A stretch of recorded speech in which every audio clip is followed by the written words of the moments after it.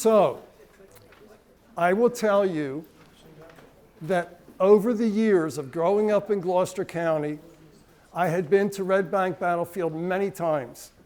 And in my work, I work with people from Japan, Russia, New Zealand, Australia, and so on. And whenever they came here to visit, I would take them to Red Bank Battlefield because it's our closest Revolutionary War battlefield. And I thought I understood what happened there. I understood nothing. And I think what I present to you tonight will be a bit of a surprise. The truth has really been buried for 250 years, and it's still buried. The Gloucester County Commissioners need to do a big makeover of that park and tell the real story of what happened there. And I'll start with Martin Luther King's quote, "The moral arc of the universe is long, but it bends towards justice." Well, in this case, the moral arc is over 250 years long, and it still hasn't gotten to justice.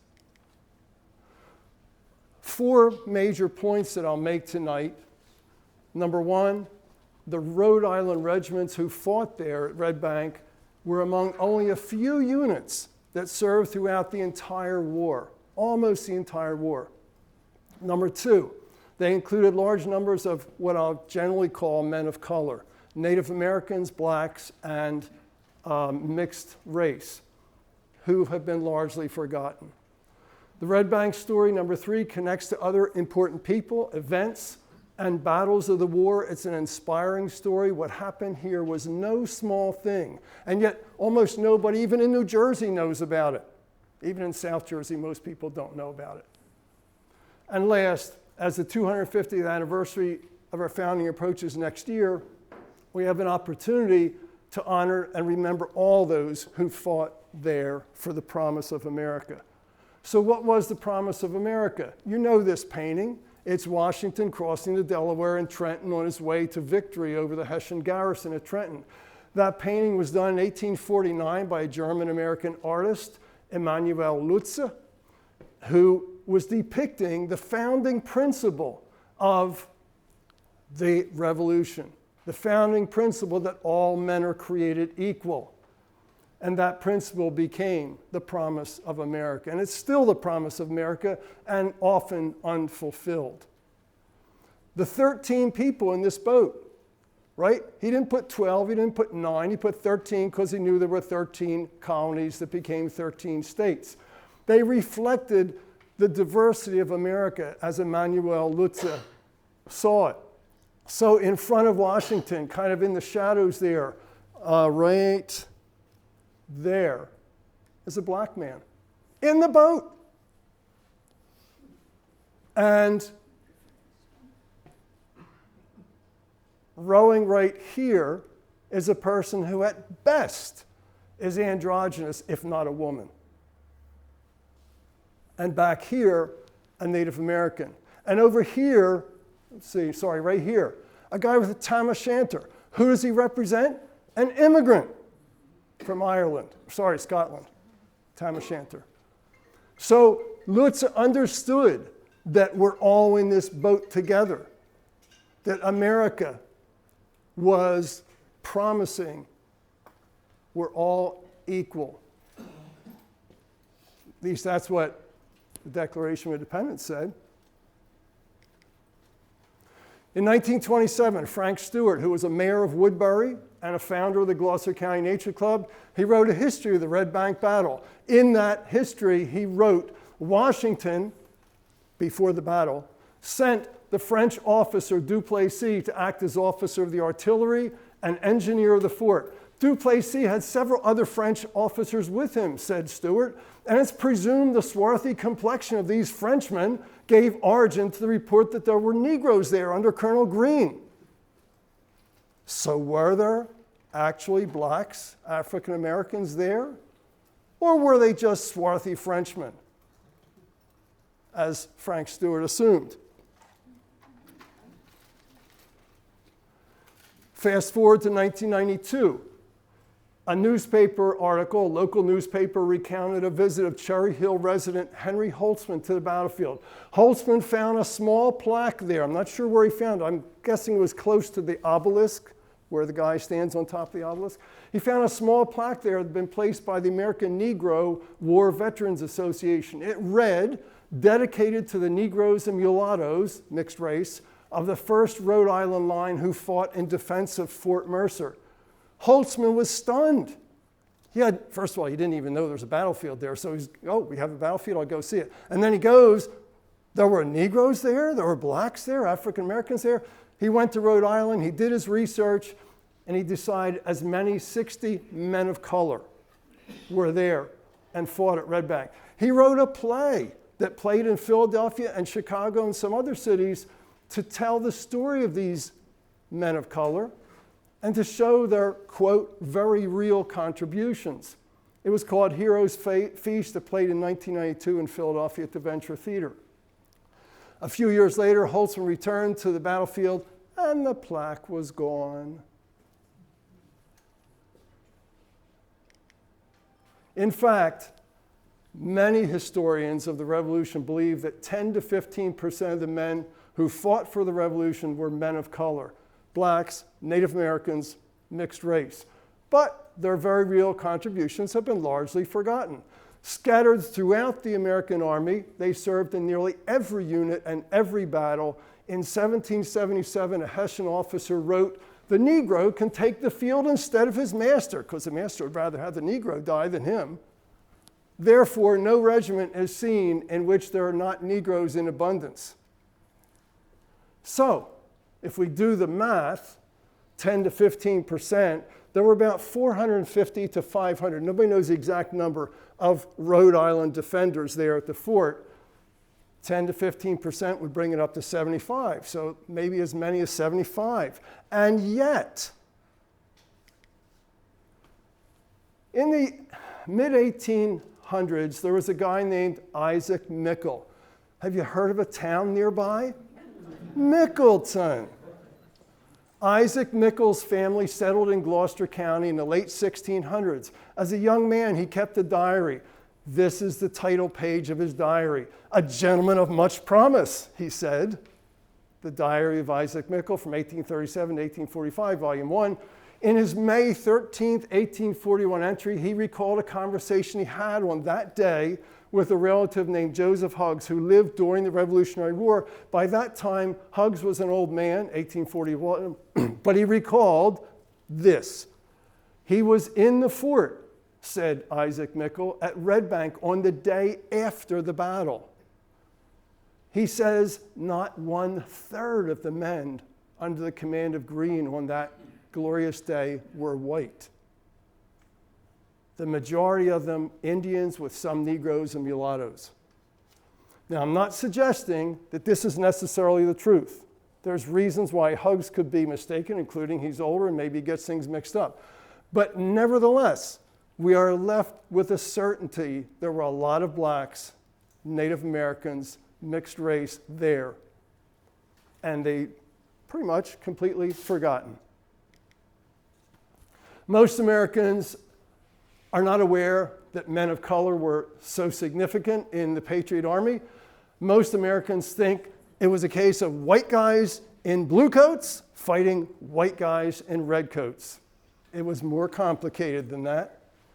This is a picture of the reenactment that they do every year at Red Bank Battlefield. Those are Hessian soldiers in blue coats, as well as some in red coats. And that's my son and granddaughter on the left.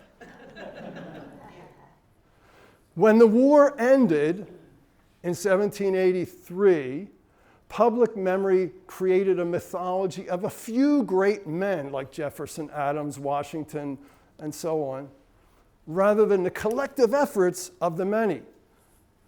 And the cast of characters, fortunately, continues to expand in public memory over the years. Two of them are the Frank brothers, William and Ben.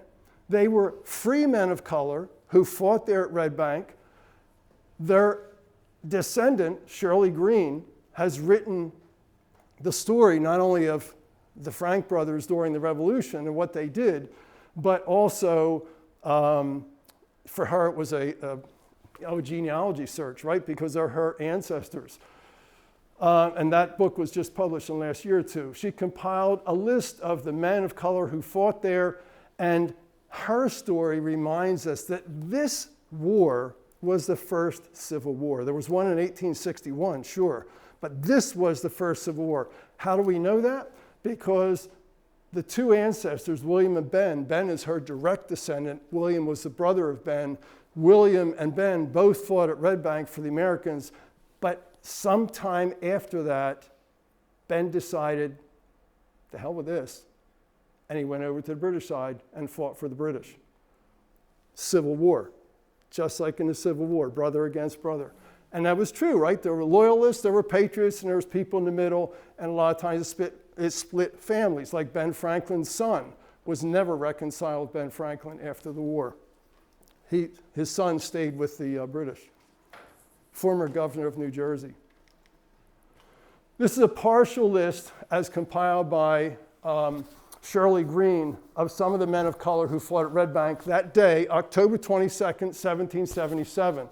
Here's her ancestor. Okay, try that again. Benjamin Frank.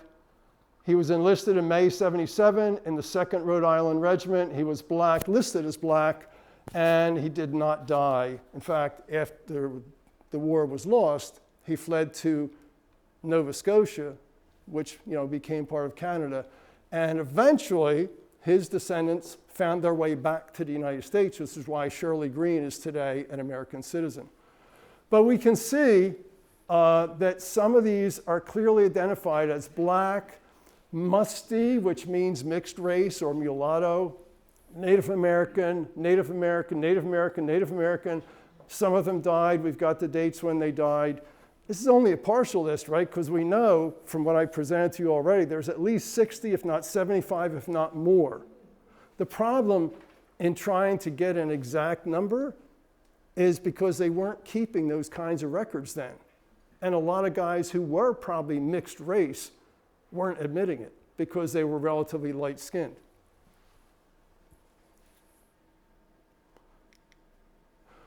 The statue at Red Bank on top of the obelisk implies that the defenders were white militia there. But they weren't militia. They were Continental troops, mostly from Rhode Island, and included many men of color. There's a big difference between Continental troops and militia. About 100,000 men served as Continental Army during the war. Probably 200,000 served as militia during the war. The militia were usually older, had less training, little combat experience, served 3 months to a year, and were less reliable than Continentals. A lot of them were like husbands of small farms, and they wanted to go back and work the farm because otherwise they couldn't feed their family. So who were the Continentals if most of the guys who had farms, mostly white guys, the Continentals were seen by the American public of that day as the dregs of society. Many of them were recent immigrants. Sound familiar? The dregs of society, the recent immigrants? Had no jobs or families, owned no land or property. If you didn't own land or property, you couldn't vote. They enlisted because they had no better options. Same thing happened during the Vietnam War. If you were going to college and you had a 4-year deferment, you didn't go to the war until afterwards, so you got drafted. But at least you had 4 years. If you didn't have those options, you went to Vietnam, maybe you died, maybe you didn't. So that's who the Continental Army was, the guys without better options. By 1776, the war had become a slog with no end in sight. The flush of patriotism was gone. And the states, in order to meet their enlistment quotas, because each state had a quota of how many men they had to supply to the Continental Army. It was based on the population of the state. To meet those quotas, the states had to offer cash bounty. Sign up and we'll give you $300. Sign up and you'll get monthly pay, you'll get clothing, blankets, and an enlistment of less than a year, just for a year.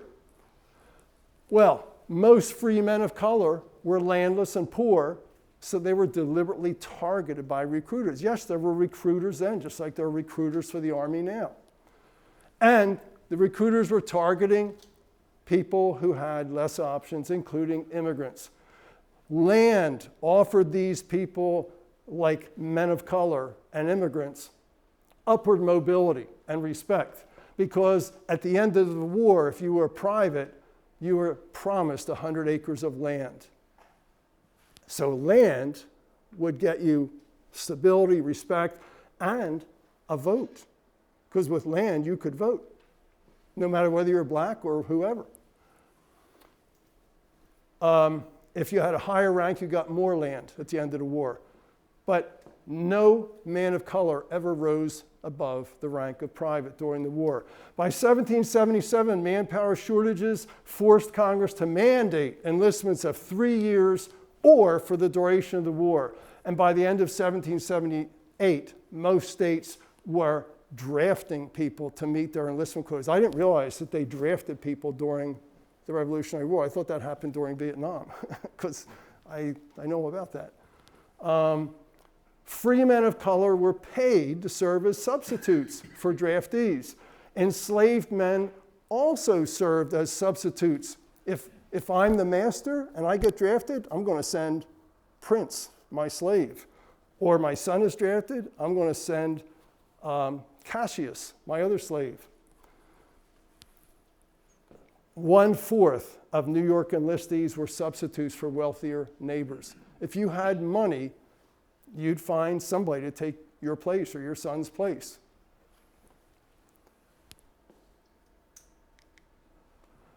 Let's talk for a minute about the Native Americans. The Rhode Island Regiment included men from New England tribal nations. 100 years before this, there had been a major war in New England called King Philip's War. It had devastated those nations, slaughtered an immense number of Native Americans, and the ones who survived were either sold into slavery in the West Indies or tried to stay out of the way. They melted back into the woods and just hid out. When the Revolution began, Washington refused offers from those tribal nations, the ones that were still left, to enlist. He said, "You'll be called when you're wanted."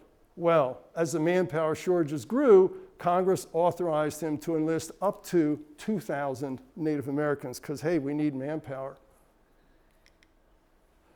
This is really an interesting sequence. In October 1775, Washington held a council of war with his officers.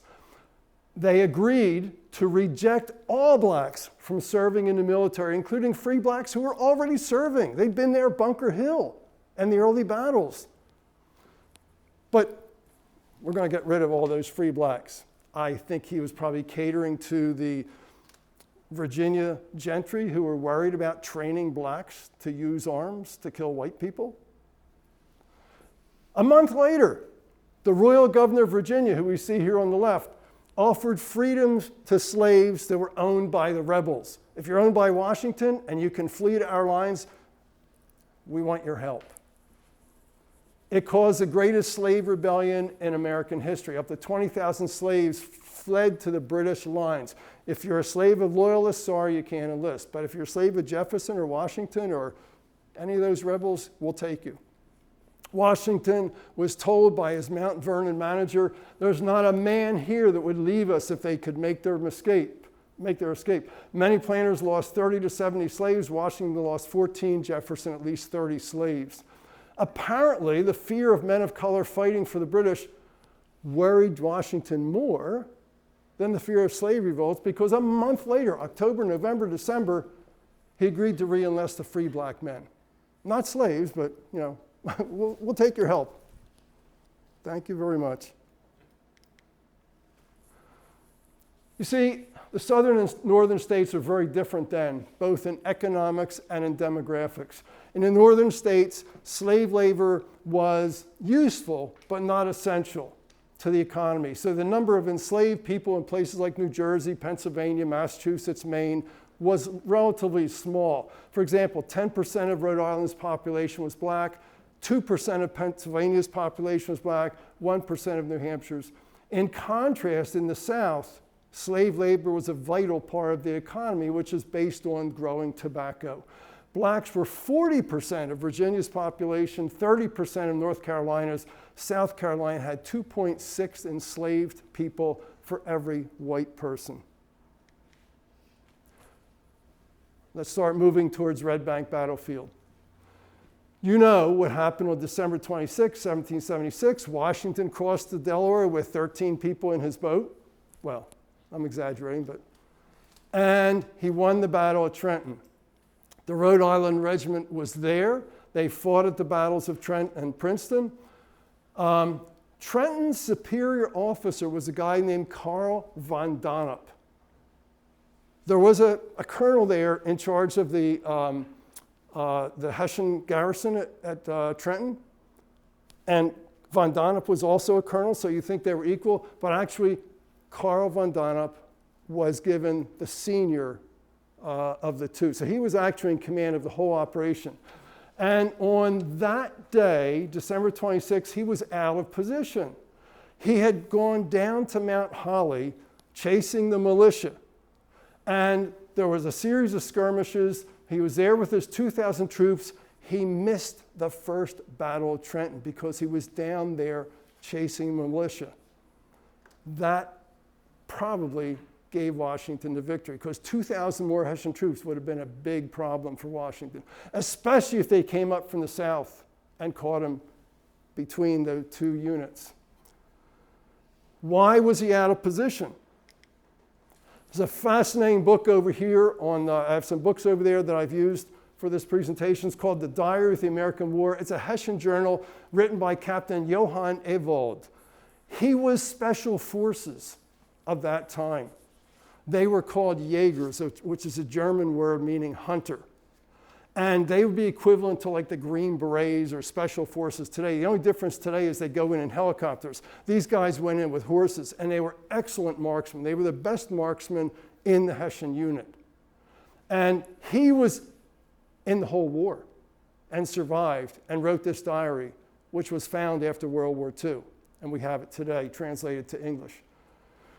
Captain Ewald wrote that von Donop was exceedingly devoted to the fair sex and had spent that night in Mount Holly in the company of an exceedingly beautiful young widow of a doctor. He was very specific about that.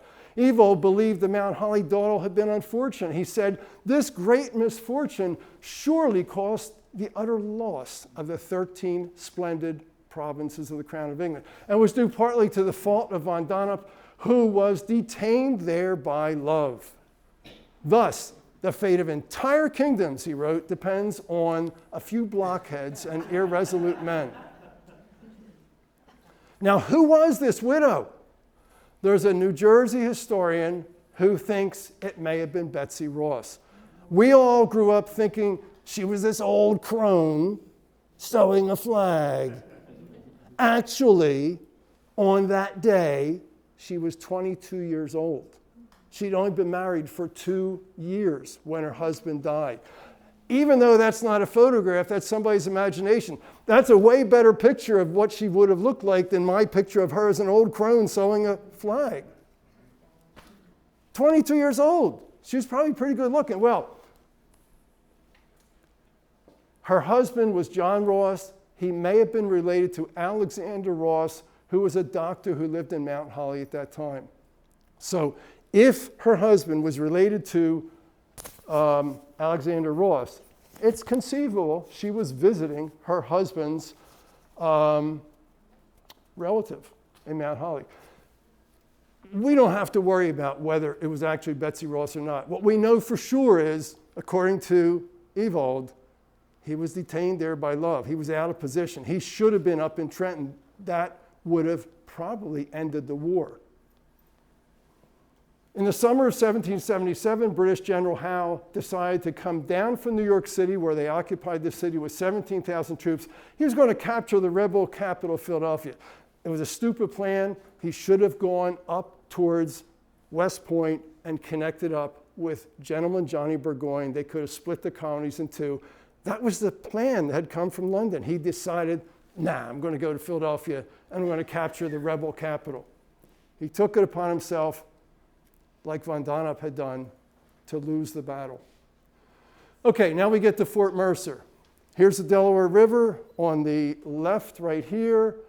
If you go to the Red Bank battlefield today, the fort is this whole thing like here. About half of it has fallen into the river. At the time, the river was right up against, there were cliffs along the river there. It was called Red Bank because the Swedes who first came up the river in 1642 saw that it was kind of reddish soil, so they called it Red Bank.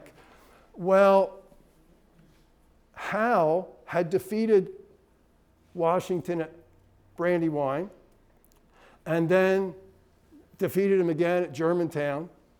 But Howe had a problem. Winter was coming. Howe is now occupying the city of Philadelphia, but winter is coming. He's got to be able to get his warships up the river to bring in supplies. And there's two forts, one on the Pennsylvania side, one on the New Jersey side. The one on the Pennsylvania side wasn't a big problem. It was called Mud Island. It was probably like a foot or two above river level, but relatively easy to take out. This one sat high above the river on a knoll. And this is the one that Howe knew they had to get rid of. The fort had been designed by a Polish military engineer named Thaddeus Kosciuszko, a Polish guy who came and volunteered his services for the entire war. He was a military engineer, trained as an engineer. We didn't train people like that here at that time. We didn't have those kind of colleges. Kosciuszko was trained in France. Came, said to Ben Franklin, I offer my services. What can you do? I'm a military engineer. Oh my God, you have to, like they needed him.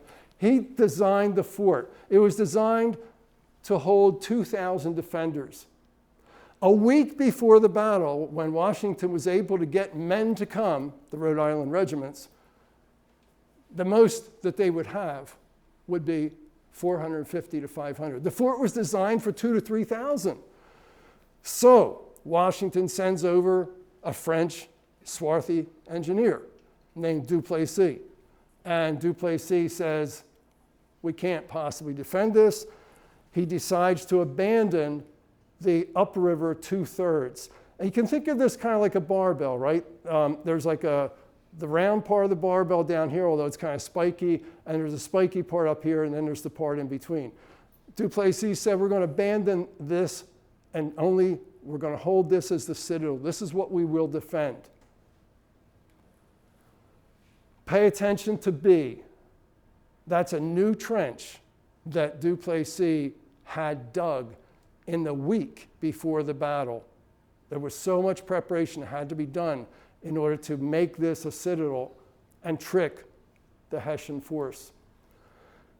Pay attention to B. So this is called the outworks. This becomes abandoned by the defenders. The main fort becomes a citadel. If you're wondering where the Whitehall House is, it's, I think, right here. M, is that right? No, that's the road to Woodbury. F, yeah.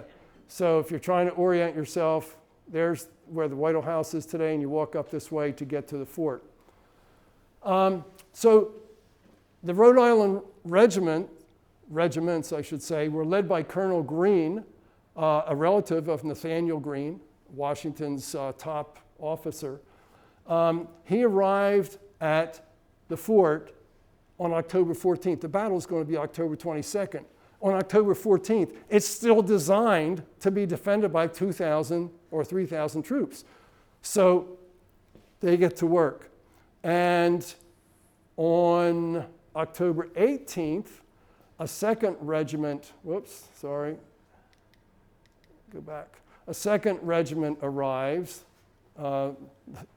Greene is with the 1st Rhode Island, about 200, 225 or whatever troops. And on October 18th, the 2nd regiment arrives. Okay, I got it. And 4 days later, Von Donop arrives, having crossed the Delaware River and landed at a place called Cooper's Ferry, which is basically Camden today. They stay the night, the troops stay the night at Haddonfield because it took all day to get 2,000 troops across the river. And then the next morning they leave around 3 or 4 in the morning, still dark, and begin to march towards the fort. Their arrival was delayed because the New Jersey militia had taken out the bridge at Big Timber Creek in Westville. There was a wooden bridge there. They took the planks out. They left the superstructure, but how do you get cannons across when it's just a framework there? How do you even get troops across? So they had to march an additional 8 to 10 miles to a place called Clements Bridge, which you've heard of, Clements Bridge Road. And that delayed their arrival at the fort. They don't do a very good job there at Red Bank of helping you understand what the heck the fort looked like. It's like, what is this that I'm looking at? If they had something like this, like they have at Yorktown, Virginia, or even just a good photograph like this with an explanation. This is Yorktown, Virginia.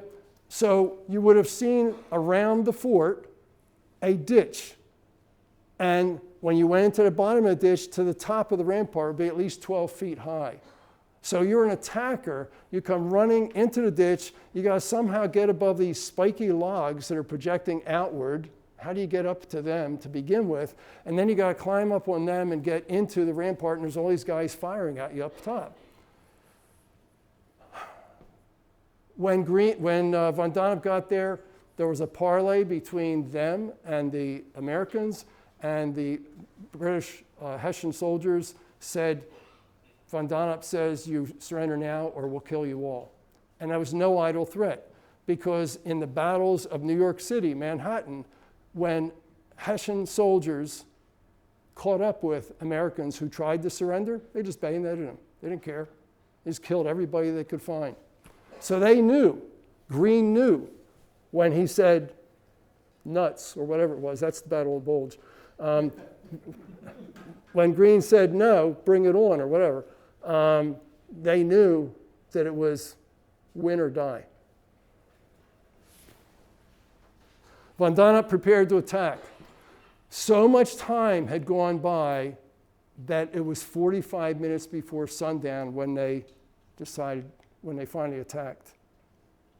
That's late in the day. One of the reasons why it took them a while to attack was von Donop had to send a lot of his men into the surrounding woods and collect bundles of branches, because the first 100 men of each attacking column, von Donop had 3 attacking columns. The first 100 men of each attacking column carried bundles of branches like this, and maybe out here this big, because they were going to take those and throw them into the ditch. Because the way you get into the fort is you fill a point with a whole bunch of bundles, and then the Hessian soldiers can climb up on the bundles, grab a hold of those pointy logs, and climb up into the fort. So the first 100 men, well, I think, from what I've been able to read, they were called men of forlorn hope. You're going to a battle without your weapon. You're going with a bundle of branches. The first 100 men, they're probably going to be the first ones shot, because you don't want those bundles in the trench. So here's a diagram of the fort. This is over in the Historical Society of Pennsylvania. It's a map that is attributed to Duplessis, the French officer of artillery and the military engineer. So we're looking at the river down here. Here's the star-shaped part that becomes the citadel. Here's the long part. There's the other sort of like barbell part up here at the other end, upriver. So all of this area here is in effect abandoned. The orange is the trench that surrounds the old original fort, but then remember, B on the map, they created a new trench here in the citadel. So von Donop, the first column comes in from here, another column comes in this way. That's about 900 of his men coming into the old abandoned part of the fort. Another 600 come in to the citadel. That fort has all the men, and it also is surrounded by a trench with pointy logs. You see the pointy logs here.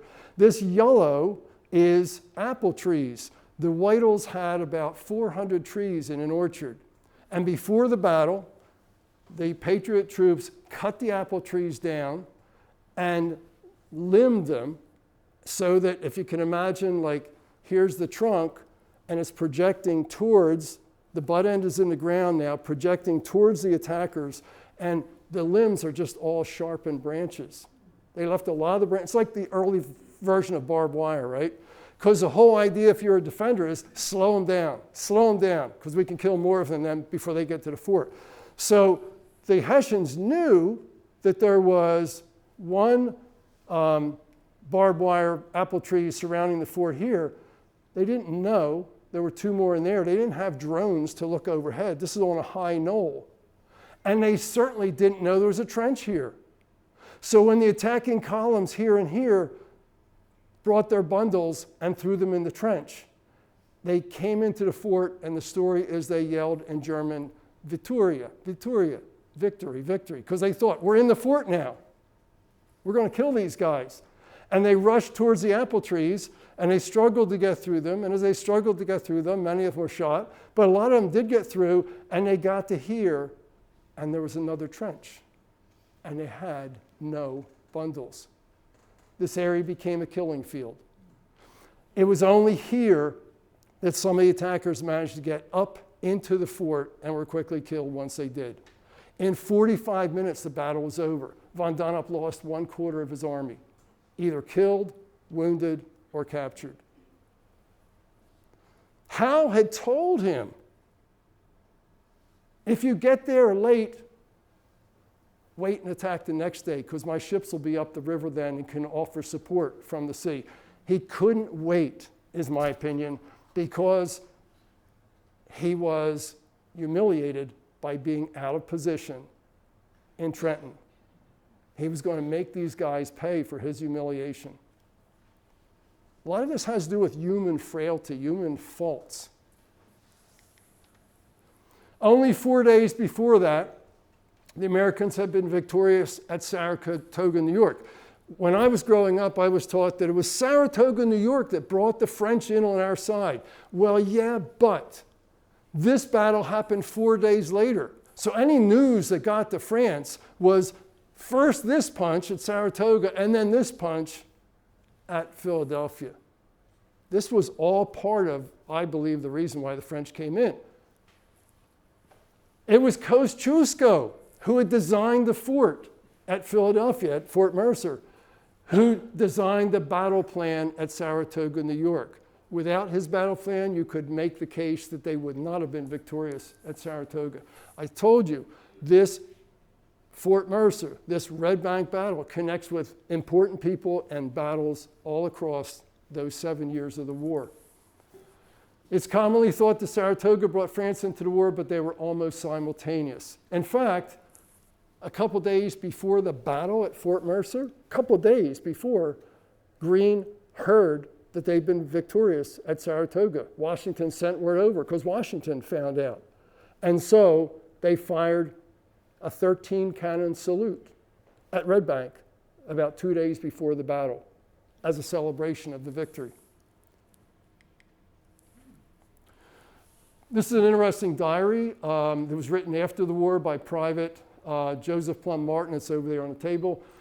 He was at Red Bank. In his 1830 narrative, he wrote, "Here at Red Bank was fought as brilliant an action as was fought during the Revolutionary War, but there's been little notice taken of it, and the reason is because there was no Washington there, no Putnam, no Mad Anthony Wayne. Had there been, the affair would have been extolled to the skies. No, it was only a few officers and soldiers who accomplished it. Such circumstances and such troops generally get but little notice taken of them. Do what they will. Great men get great praise, little men, nothing. But it was always so and always will be." That was October 22nd, 1777, when that battle happened. In November, Greene's Rhode Island regiments were forced to abandon the fort because Howe was really pissed, and he never again gave a job assignment to just Hessians to do it. He gave them that job assignment at Trenton, they screwed up. He gave that job assignment here, they screwed up. By the way, it cost Von Donop his life. He died about a week after the battle. So to get the job done, Howe landed about 7,000 British troops in Billingsport, the Paulsboro area, and they started to march up the river.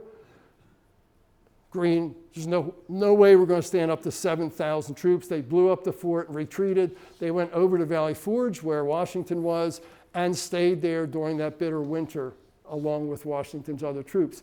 You know the story of Valley Forge. A lot of deaths from cold, hunger, disease, desertion. The Continental Army was melting away. And like all the states, Rhode Island was unable to meet the quotas set by the Continental Congress. In early January 1778, Colonel Greene got Washington's approval to go back to Rhode Island with his officers and recruit enslaved men. Until now, it was only free blacks who could join. He got permission to go back and get enslaved men. And Greene, I think, did it because they had fought side by side in Red Bank with, picture yourself with like 1,500 Hessians coming at you with bayonets. Do you care if the guy next to you is Native American or white or black or mixed race? No. Greene knew their worth. He'd fought side by side with them. In February, the Rhode Island legislature passed a Slave Enlistment Act, which declared if you're a slave in Rhode Island and you agree to serve 3 years or the duration of the war, you don't need your master's approval. You go sign up. He can't stop you. And at the end of the war, you'll be free, you'll get cash, you'll get land, and so on. In the coming months, Greene and his officers trained a number of men. The number is uncertain, but also a lot of free men of color signed up and a lot of whites signed up. So we ended up with a Rhode Island regiment or regiments that was a mixed race. So there were whites, there were mixed race, there were blacks, Native Americans, even more than there were at Fort Mercer. Fast forward, 1778, the Rhode Island regiments under Colonel Greene are stationed in Westchester County, New York. That's right outside of what is today New York City. And at that time, the only bridge across the Croton River, which flows into the Hudson, was a place called Pines Bridge. On the other side of Pines Bridge, if you headed towards New York City, that area was called the neutral ground. It was nothing, not at all neutral. If you were in the neutral zone, you better make sure you know who you're with, because there were units of British troops there, units of American troops, loyalists, and all kinds of people who you didn't know what they were going to do. It was the Wild West in the neutral ground. James Fenimore Cooper, his first novel was called The Spy, long before he wrote The Last of the Mohicans and all that stuff. That's the novel that catapulted him to fame. And it was about life in the neutral zone, a fictional tale, what happened during that time. Pines Bridge was a bridge like the one at Clements Bridge Road, or it was a rickety wooden structure with planks, and the Rhode Island Regiment was on the American side of the bridge, acting as like Checkpoint Charlie. They were checking people going across to make sure you're not a spy, to make sure what your business is. Oh, you're going to go visit family in New York City, you look okay, all right, you can go ahead. It was that bridge that Major Andre crossed when he was carrying Kosciuszko's plans for West Point. If Major Andre had gotten through those plans, that would have been the end of the revolution right there. He created plans for West Point that made it impregnable unless those plans fell into British hands. So Pines Bridge was this Checkpoint Charlie. In the neutral zone, the Wild West area, there was a group of mounted loyalists that were led by Colonel James Delancey that were known derisively by American troops as the Cowboys, because they were always going into the neutral zone, and if they figured you were loyal to the Americans, they would round up your cattle, pigs, and chickens and take them back to feed the British Army in New York City. So they were called the Cowboys. And as far as anybody knows, this is the origin of the word cowboy, long before it appeared in the American West. It's right here. And sometimes they were called the refugees. They were dangerous. That May of 1781, smallpox was ravaging Greene's the Rhode Island regiments. He had at that time only 200 men that were not in sickbed or somewhere like incapacitated to guard both Pines Bridge and to patrol 20 miles of river, because there are other places where maybe they could cross, right? There might be fords, shallow water that they could cross. On that day, of May 14th, 1781, the Croton River was running high. So it wasn't expected that there could be a crossing of these loyalist troops under James Delancey. But in the early morning hours before dawn, about 200 to 300 of Delancey's men, led by him, managed to cross the Croton River at a ford with great difficulty because the river was running high. One unit headed towards Greene's headquarters, which was this house, which is still there. It's called the Davenport House. It's privately owned today. Let me go back, sorry. Let's say, okay, right. So Davenport House, one unit attacked the Davenport House. Again, this is before dawn, it's dark out, right? And the other unit headed to Pines Bridge to attack the unit of men that were guarding Pines Bridge.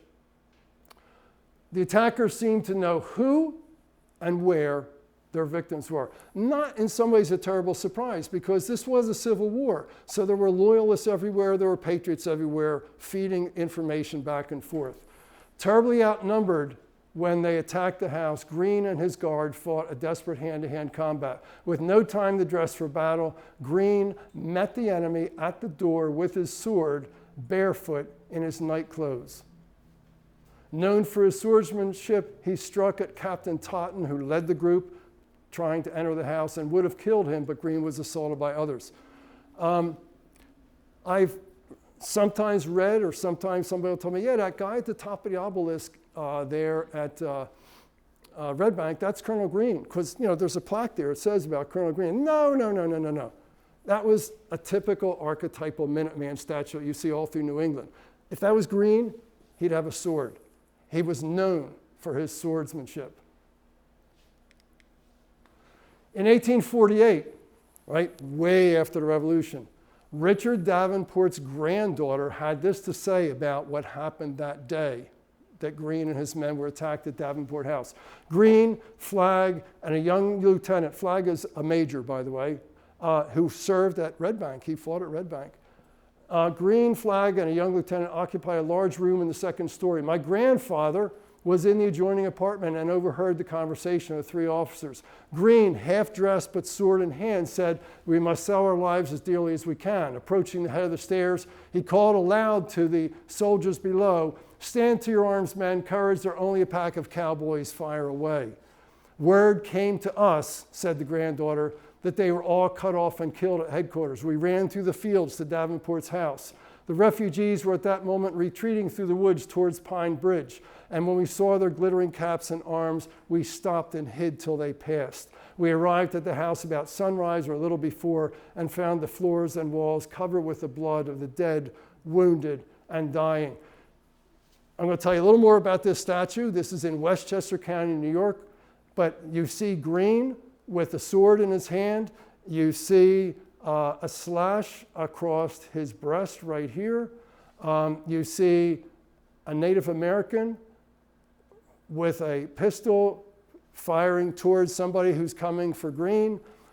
The cool thing about this statue is it gives you some feeling for what it would have been like with this hand-to-hand combat. That you would be lucky if you had another guy behind you here, another guy behind you here, and you didn't care who they were. Black, Native American, mixed race, they got your back, you got their back. So this is a Native American, I'll tell you his name in a minute, and behind him is a black soldier at the Rhode Island Regiment.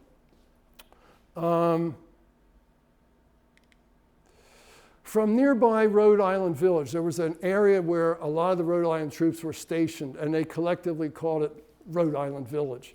It wasn't really a village, it was just the encampment.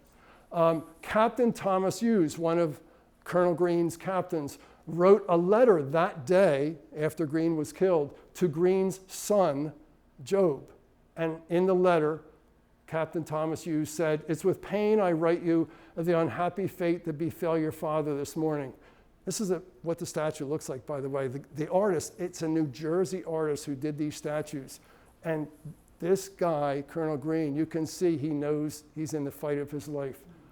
He had his right wrist almost cut off in 2 places, his left in one, a severe cut in his left shoulder, a sword run through his body, his head cut to pieces in several places, his back and body hacked in such a manner as give me pain to inform you. He was carried about 3/4 of a mile from his quarters where they left him to die. John is killed, Prince wounded, and I'm afraid will die. Notice that Hughes doesn't mention the last names of these 2 guys. It's just John and Prince. He obviously knows that Green's son will know exactly who he's talking about.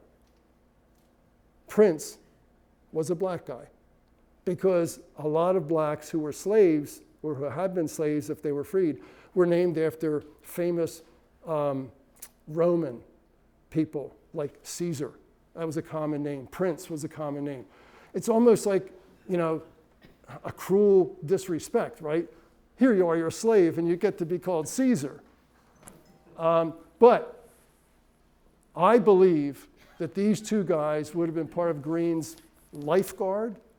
When Greene was traveling back and forth from Washington's headquarters or to Rhode Island, he wouldn't be traveling by himself. There'd be 2 or 3, 4 other guys with him that he trusted with his life.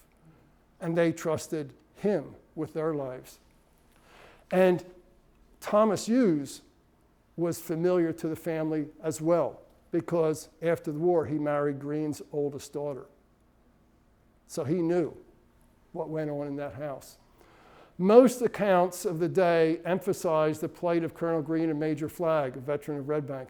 The brutality of their killing violated the military code of the day, where officers were seen as men of honor who should be treated with respect. Not a single attacker suffered a serious wound. The brutality seemed unfair, unnecessary, leading some to believe then and now that Greene was killed with special ferocity because he trained and led men of color. In fact, Colonel Delancey himself was an enslaver. He had slaves. He was a former sheriff of Westchester County and had slaves. And after the war, he fled to Nova Scotia, where he tried and failed to have slavery officially recognized there. Canadians wanted nothing to do with slavery. If you go to this town, it's called Yorktown Heights. Interesting, right? There's a Yorktown, Virginia, and there's a Yorktown Heights in Westchester County where this all happened.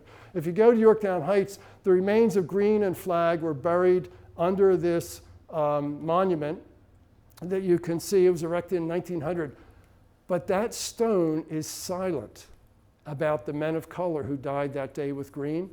And the location of their remains is unknown. It's probably a mass grave somewhere near Davenport House. As far as I know, there's been no effort to locate that mass grave.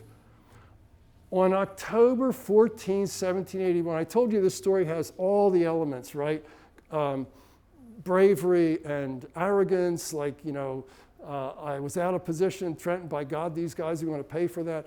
It's got all the elements of human character and lack of character.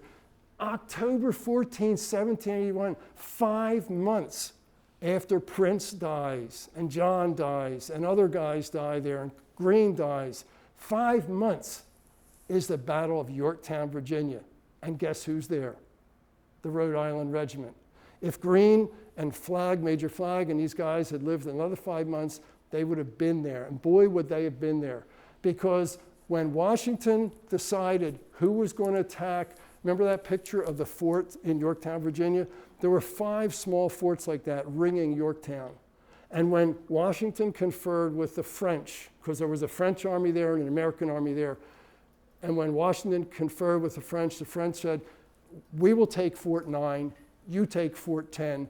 If we take those 2 forts, we can get cannons up on them and rain cannonballs down into Yorktown and force Cornwallis to surrender. We just have to capture those 2 forts. Washington knew that he needed to capture those forts quickly because he didn't know what General Howe was thinking about doing in New York City. Maybe he was mounting a relief expedition. And the French said, our fleet has to leave in about 2 months' time. So we can't stay here forever. Our troops and so on have to move on. He knew he had to do something fast. So, okay, French, you take number 9, we'll take number 10. If you are Washington, who are you going to send to take Fort 10?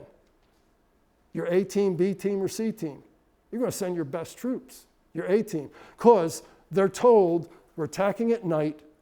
You cannot load your weapons because you're going to have to run across these couple hundred yards to get to Fort 10. And we don't want to take a chance of somebody firing their weapon by mistake and they know that you're attacking. Don't want them to know until you're right up to the redoubt, right up to the fort. So no loaded weapons, bayonets. You know going into it, it's going to be hand-to-hand combat. And so he sends in the A team. He sends in the New Jersey troops, the New York troops, and the Rhode Island Regiment. In fact, the Rhode Island Regiment leads those 3 units. They are the tip of the spear because they have proven themselves. After the battle, which ultimately led to the surrender of Cornwallis and the end of the war, it took 2 more years for the war to be ratified, but nevertheless, that was the last significant battle. Washington wrote about that battle. The bravery exhibited by the attacking troops was emulous and praiseworthy. I've never heard the word emulous before. That's a whole new word for me, but I get the idea of what it is. Worth emulating. The war brought widespread collapse to the economy. It shrank 30%. Can you imagine what our economy would be like if it shrank 30%? From 1774 to 1785. After the war, many of Virginia's well-known families were deeply in debt, working land that was no longer profitable. Tobacco, Jefferson wrote, is a culture of infinite wretchedness, a crop that wears out both the land and men. That's why you have black people as slaves, because you don't want to wear out white people. Deeply in debt, some of his neighbors began freeing their slaves. Some 10,000 were freed in the 1780s, 20,000 before 1800. They weren't doing the blacks any favors. They didn't want to have to feed them. So let's just let them be free. When Washington died in 1799, 1 of every 8 black Virginians was free. After the war, the northern states adopted gradual abolition, but the southern states continued to reinforce the slavery system because they still were growing tobacco and ultimately we're going to switch to cotton, so we need a lot of cheap labor. Then in 1793, Congress passed and Washington signed the Fugitive Slave Act. What it meant was that if you were a slave owner and your slave ran away, you could send a slave catcher into any state, Massachusetts, anywhere, and you would have the right to catch that slave. And if local people and state governments didn't assist, you could go after them. If individual people tried to help or hide the fugitives, they could be fined or jailed. From then on, all free people of color were in fear of being kidnapped and taken south. And your family wouldn't know what happened to you. Even these guys who had fought for years in the war and been promised land and freedom and so on. These slave catchers, they don't care. You're just money to them. So to give you a real concrete example, in 1802, here in Gloucester County, because there was no Camden County then, what is now Camden County was part of Gloucester County. In 1802, there was a black woman named Jane Boyer, lived with her husband in Gloucester Township, and they owned 80 acres of land. Her husband died, and all of a sudden one night, a slave catcher broke into her home, seized her and her children. She had 5 children, and the slave catcher took them to the local justice of the peace to get his official blessing that I can take these slaves back to the South. They were free. She was free, her husband was free. The justice of peace was unpersuaded. He was suspicious. He wrote a writ of habeas corpus, produce the body. In other words, he turned them over to the circuit court of Gloucester County. And after a jury trial, due process, the jury said, this is ridiculous. It took them minutes to dismiss the case. The slave catcher ran for his life because he knew he'd be jailed. And so he fled through Philadelphia and down the river and so on. But that's what black people or people of color had to deal with then. And honestly, how different is it now, I ask you? If you're a person of color, a Latino, you can disappear without habeas corpus, without due process. So for me personally, it feels like we're right back to 200 years ago. So this isn't just history, right? This is like where we are today in some ways. Men of Washington and Jefferson's closest friends supported abolition. Lafayette was nearly an adopted son to Washington because Washington had no children.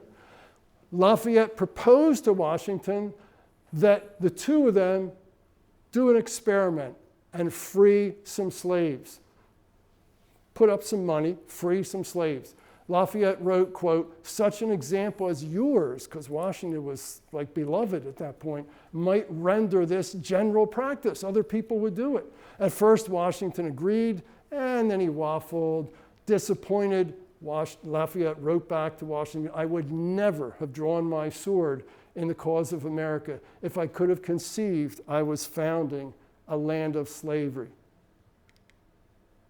After the war, many people recognized that slavery in the United States was inconsistent with the Revolution's founding principles. All men are created equal. Some leading politicians wanted to sell some of the hundreds of millions of acres of land west of the Appalachians to buy the freedom of every adult slave. Let's create an empire here of liberty. Because part of the settlement with Britain was Britain ceded all the land west of the Appalachians to the Mississippi River. Millions of acres. Let's just sell some of that and give the money to the enslavers so they don't lose money. Never happened. In 1787, when the Constitution was ratified, in 5 of 13 states, black men had the right to own property and to vote because some of these guys, they had been slaves, but they had been given 100 acres as privates. So now they had land, they could vote. But in the coming decades, into 1810, 1820, 1830, those 5 states that allowed any man who owned property to vote, they added a single word to the Constitution. Any white man who owns property can vote. And all of a sudden, in those 5 states, blacks could no longer vote. Washington saw the future. He knew. As he planned his will, he told a visitor that only the rooting out of slavery can perpetuate the existence of our union by consolidating it in a common bond of principle. In other words, the founding principle that all men are created equal. He knew that if slavery was allowed to continue, it would endanger the existence of the union. He freed his slaves when he died. Martha kept hers. Jefferson also knew. He called slavery an abominable curse, a moral and political depravity. But as the years went on, his public voice grew silent when it came to the issue of slavery. In private letters in 1820, he wrote that his fears of slavery destroying the Union hit him like a fire bell in the night and awakened me with terror. But as it is, we have the wolf by the ears, and we can neither hold him nor safely let him go, he wrote. Justice is in one scale, and self-preservation is in the other. Jefferson described his close friend, Thaddeus Kosciuszko, who designed the fort at Fort Mercer, as the truest son of liberty. Jefferson agreed to be executor of Kosciuszko's will because Kosciuszko wanted to go back to Europe and start a revolution like the one that had been here and free Poland from Russia. And he did. He went back. They lost the revolution. He ended up being imprisoned by Catherine the Great.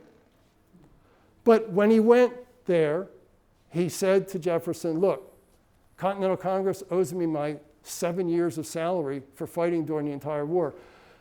Take it and use it to free as many of your slaves as you can. So you won't lose money. Whatever they're worth, pay and free that slave. Free another one. Instead, after Kosciuszko died, Jefferson left his will unused. And when Jefferson died, all but 7 of his slaves were sold. I respect Jefferson. I think Jefferson was an amazing person. I respect Washington, but they were compromised. And I'm compromised in some ways too, probably, when it comes to that. Madison knew the idea that slavery would wreck the new nation tormented him. He believed the question was not if slavery should be abolished, but how. He foresaw that slavery would lead to regional polarization. We're still there, folks, regional polarization. Sectionalism that would divide the Union. He saw slavery as a national problem that required a national solution. In 1861, turned out he was right. Madison was long since dead. We had that thing called the Civil War because there was polarization, sectionalism. Abraham Lincoln knew as well.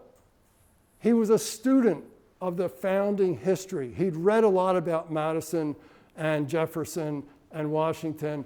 His words are an echo of Madison and Jefferson. Lincoln wrote, "A nation divided against itself cannot stand." What's he talking about?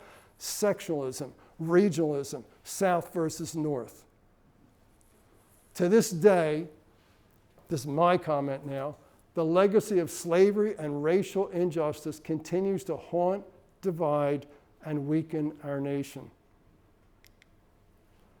In 2018, the town of Yorktown, up there in Westchester County, dedicated a monument to the fight at Davenport House. These are the artist concept before the statues were actually cast. You saw some pictures of the casting statues. These were the artist concepts that they used to rally monetary support. So we have a thermometer over here. That's how much money we've raised. We've got to get up to here. It took them about 7 years to get the statues cast and in the ground. It's the first Revolutionary War monument to show a European American, an African American, and a Native American standing united against the enemy. Took 7 years to complete, much less time to create the concept. My belief is Red Bank is an inspiring location in search of an inspiring statue like this. One that honors all the Americans who fought there, white, black, Native American, mixed race, respecting and honoring diversity, respecting and honoring our veterans of all stripes. That's what I'd like to see at Red Bank Battlefield. It wouldn't be 3 guys back to back because it wasn't that way, right? They were up on the ramparts, but there would have been a black guy here, Colonel Green here, a Native American here, a mixed race person there, staring out at 1,500 Hessians with bayonets that are coming to kill you. This was a serious moment, and it would show on their faces. One more. There are no known portraits of the men of color who died that day with Colonel Green. Colonel Green's statue is based on the one sketch that we have of Colonel Green. So that the artist who did those statues, it was based on a lot of research he did. Okay, this is probably what Colonel Green looked like based on the sketch. And this is what the outfit would look like for the black guy in the Rhode Island Regiment, because at that time they were wearing a leather cap with an anchor on the top. That's still the symbol of Rhode Island today, the anchor. It's a seafaring state. And then the rest of the outfit, again, he researched this very carefully. The Native American guy, come back. The black guy could be Prince Childs. Remember that letter that Captain Thomas Hughes wrote, that Prince will probably die. Prince died that day, and it was no doubt known. But we don't know, and nobody has a photograph or a sketch of any of the black guys or most of the other people. But that could be Prince. The Native American could be Jeremiah Green, no relation to Nathaniel Green, who has another E at the end of the word green. But Jeremiah Green was a man of mixed race. He might have been Native American and white. He might have been black and Native American. We just know he's mixed race. And we know that when he died at Davenport House, he left behind a Wampanoag wife. That's one of the New England nations. Her name was Leah, and a son, Uriah. So he was married to a full-blood Native American woman. So a good chance that he was at least some Native American. And the other part we don't know. And that, I think, this is the last slide. So I come back to Washington crossing the Delaware, because I didn't understand for years like the significance of that painting. I just thought it was like, this is like ridiculous. He wasn't standing up, and there weren't that many people in a boat, and the whole thing would have sunk. But I didn't understand how symbolic it was. So I think the purpose of art and history, when it's told well, is to inspire people, to remind us that we're all in the boat together. Ideally, we should feel that way. We should all feel like we're Americans and we're all in this boat together. E pluribus union, I grew up with that as a kid, and I know you did too. It's on the money, and it means from many, one. From many people of different places, different sexes, different origins, we get one people, one nation, one destiny. In his book, Washington's Crossing, the historian David Hackett Fisher, who wrote a really good book called Washington's Crossing, he said, we've seen how it happened, not in a single event, not like this event at Red Bank. No, it's connected to the other events. Not even a chain of events, but a great web of contingency. Contingency in the sense of many people making choices, like the woman who was entertaining von Donop that night in Mount Holly. She made a choice, whoever she was, and maybe she did it deliberately. Maybe Washington needed somebody to distract von Donop. We don't know, right? But whatever it was, she played an incredibly important part. Many people making choices. Von Donop saying, we're attacking now, even though there's only 45 minutes till sundown. At Red Bank, many choices making a difference in the world. At Red Bank, there's a story waiting to be told, a story of a band of brothers who fought side by side for the promise of America, that all men and women and races are created equal. It's within our power, I believe, you and me, in the choices we make today and tomorrow with what's going on in this country, to honor these people who gave us a nation, fought and bled and died for it, not for white people, not for black people, not for Native Americans, but for everybody. We could create a monument at Red Bank that reminds us that when we have each other's back, America's diversity has always been its greatest strength. And that's where I'll leave you.